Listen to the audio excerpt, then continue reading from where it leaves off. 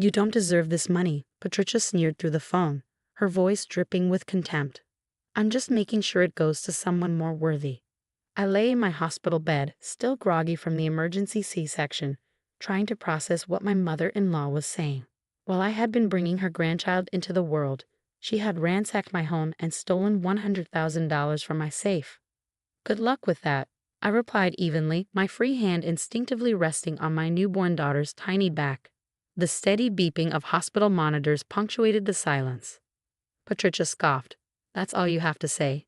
No tears? No begging? You really are as cold as I thought, Olivia. I smiled, though she couldn't see it. Thanks for letting me know, Patricia. I need to rest now. I ended the call before she could respond, my hand trembling slightly as I set the phone down.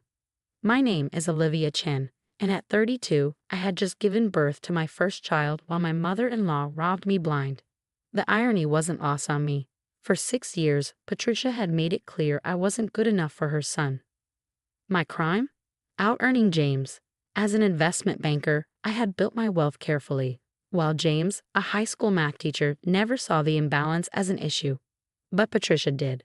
A wife should support her husband, not overshadow him. She would say at family dinners, her disapproval simmering beneath every interaction. The fact that James was proud of me only made her resentment worse. And now she had taken what she thought was mine to punish me. What she didn't know was that I had been expecting something like this. It had started months ago, innocuous questions about our finances, too much interest in where we stored valuables. Casual, almost idle curiosity. But I knew better. Then came the unannounced visits, always when James was at work. I caught her lingering in my home office, eyes flicking to the painting that concealed our safe. And 3 months ago, she had rifled through James's planner, searching for something she had no business knowing, the safe combination. That was when I made my move. The nurse interrupted my thoughts, checking my vitals. Mrs. Chen, your blood pressure is high. Try to rest, she said, glancing at my phone, still buzzing with messages from Patricia. Family drama can wait. You and your baby come first. If only she knew. I looked down at my daughter, Emma, nestled in her bassinet. She had James's nose, my chin, perfect in every way, and Patricia, in her greed, hadn't even asked about her grandchild. James arrived minutes later, his face pale with concern. Liv, Mom's not answering. She was supposed to bring your overnight bag hours ago. He stopped short when he saw my expression. What happened? I told him everything. The call, the theft, Patricia's cruel gloating. As I spoke, his face darkened. I'll call the police, he said, reaching for his phone. I caught his wrist. Not yet. There's something you need to know first. I laid it all out, my suspicions, the months of watching Patricia's every move. I knew she'd try something. I just didn't expect her to strike while I was giving birth. James sat down heavily, running a hand through his hair. I should have seen this coming. She's always resented you, but this is criminal. Don't apologize, I said, squeezing his hand. You're not responsible for her choices, and besides, I allow myself a small smile. She's in for a surprise. James frowned.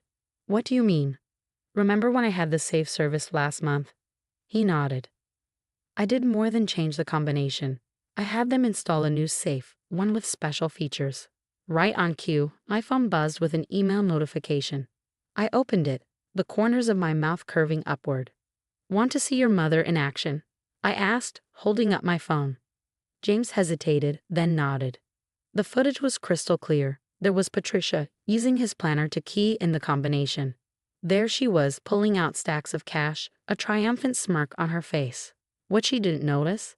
The tiny red light blinking in the corner, recording every move. James exhaled sharply. Jesus. Keep watching, I said. The video showed Patricia carefully restoring everything, making sure no trace of her crime remained. She thought she had won. She hadn't. I don't understand, James murmured, eyes narrowing. That looks like real money. Because it's supposed to. I cradled Emma closer. Every bill in that safe is counterfeit, specialized movie prop money. The real savings, in another safe she doesn't know exists. James stared at me, realization dawning. You set her up. No, I corrected, meeting his gaze. I protected our assets from someone I knew would try to take them. There's a difference. And now we have undeniable proof. The phone buzzed again. An email from my lawyer, confirming receipt of the footage. So when you said good luck with that, I meant good luck explaining to the police why she stole $100,000 in fake bills. James exhaled, rubbing his face. She's going to lose it when she realizes. I smiled, watching our daughter sleep. She wanted to teach me a lesson about what I deserve. Instead, she's about to learn one herself. The first part of my plan had worked flawlessly. Now it was time for phase 2. The next morning, my phone exploded with notifications. Patricia had apparently discovered the truth about her stolen fortune and wasn't taking it well. The stream of voicemails ranged from furious to hysterical. How dare you trick me? Her first message screamed. You think you're so clever with your fake money? I'll show you what happens when you mess with me. Each subsequent message grew more desperate. By the 8th voicemail, her tone had shifted completely. Olivia, let's talk about this reasonably, she pleaded. It was just a misunderstanding. I was going to give it back, I swear. Think about the family. I played them on speaker while a police officer took notes beside my hospital bed. Officer Sarah Martinez had responded to our complaint within hours, her professional demeanor softening when she saw me recovering from surgery with a newborn. So your mother-in-law didn't even wait for you to deliver the baby before attempting the theft? She asked, shaking her head in disbelief. The security footage shows her entering our house at 2:47 p.m. James replied, his voice tight with anger. Olivia was in emergency surgery at that exact time. Officer Martinez made another note. And you have documentation proving the money was clearly marked as prop currency? I nodded, pulling up the purchase order on my phone. Every bill was marked for motion picture use only in accordance with federal law. I have receipts, documentation, and email correspondence with the prop company confirming everything. This is one of the most well-documented cases of attempted theft I've seen, she admitted. Usually we have to piece things together, but you've handed us everything we need. As if on cue, my phone buzzed with another call from Patricia. Officer Martinez gestured for me to answer it and record the conversation. Olivia. Patricia's voice was syrupy sweet now. I spoke with my lawyer. He says this could be very bad for both of us. How about we forget this whole thing happened? For James and the baby's sake. Both of us? I kept my voice neutral. I'm not the one who broke into someone's home and stole what I thought was $100,000. Broke in, she scoffed. I used the spare key, and I'm family. It's not stealing if it's family. Besides, you tricked me with fake money. That's basically entrapment. Officer Martinez raised an eyebrow, making more notes. Patricia, I said calmly, you entered our home without permission while I was having emergency surgery. You used a combination you obtained without authorization to access our safe. You took what you believed was $100,000 in real currency. The security cameras caught everything. How exactly is this a misunderstanding? You're twisting everything, she shrieked, her fake sweetness evaporating. James, I know you're there. Are you going to let her do this to your mother? After everything I've sacrificed for you? James took a deep breath. Mom, you tried to steal from my wife while she was giving birth to your grandchild. You haven't even asked about the baby. Do you understand how wrong this is? Wrong. Patricia's voice rose higher. What's wrong is having a daughter-in-law who thinks she's better than everyone else, who has a safe full of money while other people struggle. I was just trying to even things out. By stealing it? James asked quietly.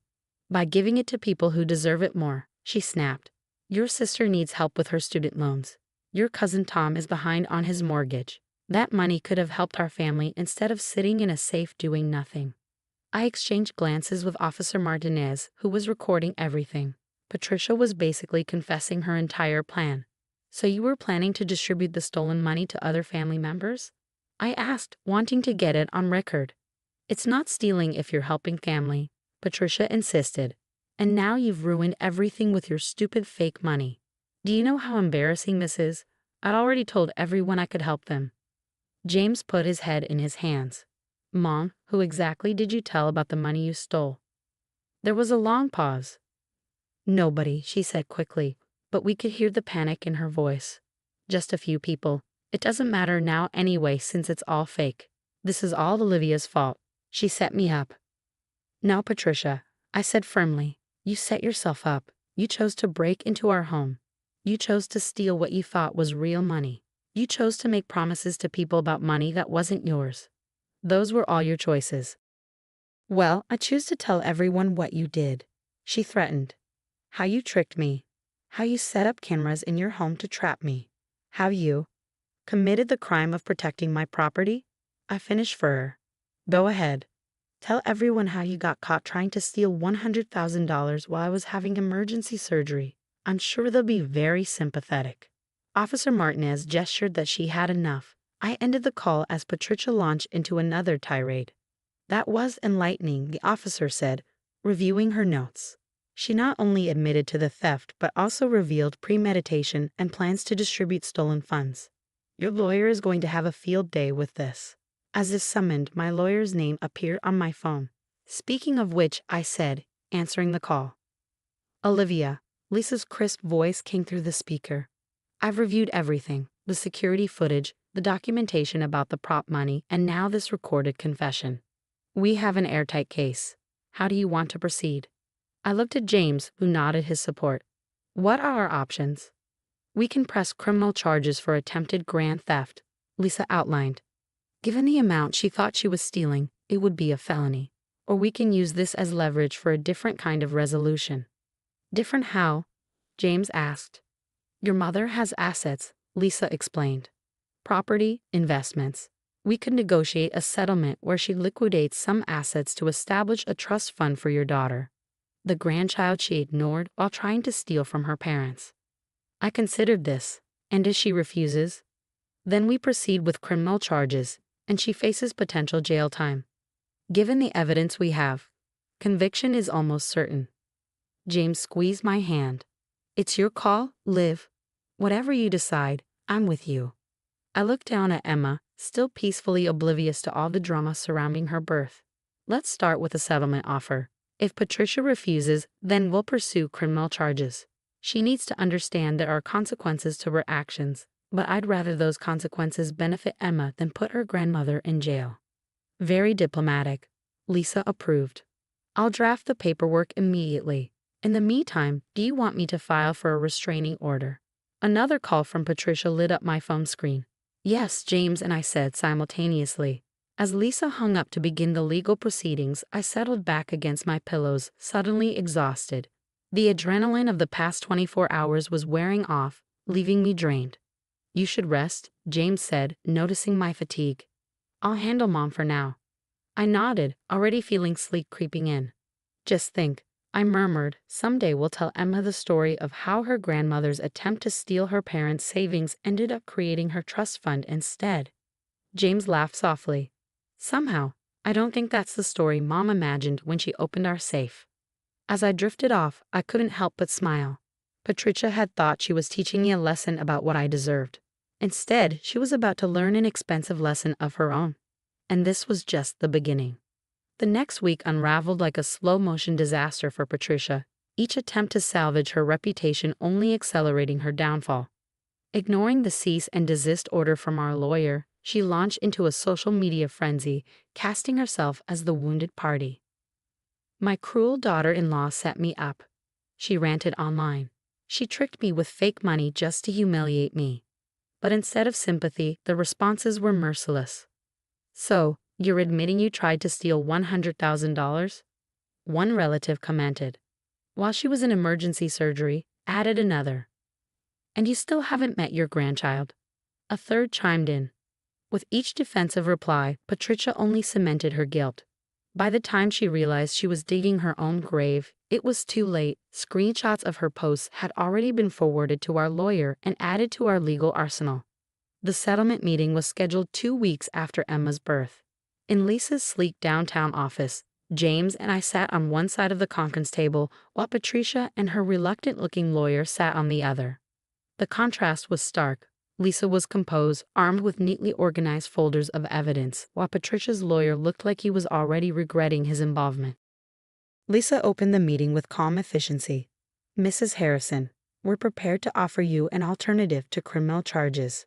She slid a document across the table. You will liquidate your rental property and investment portfolio to fund a trust for Emma.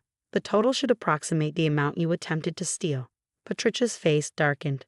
This is extortion. You're trying to ruin me. No, Lisa corrected smoothly. We're offering you a way to avoid a felony conviction by making restitution through a trust for your grandchild, the one you ignored while committing a crime.